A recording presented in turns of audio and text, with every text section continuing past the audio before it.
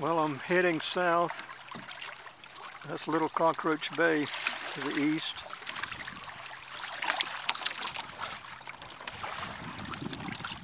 I can see the channel markers going into Cockroach Bay Landing.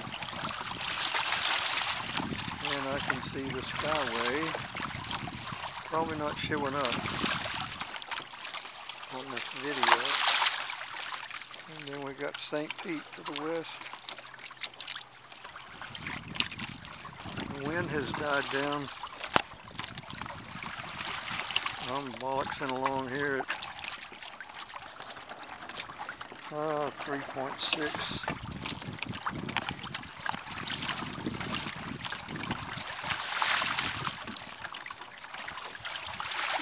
Every once in a while it'll get a little puff.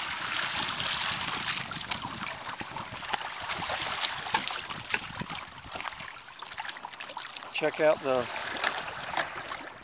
maximum speed in a puff, 7.9.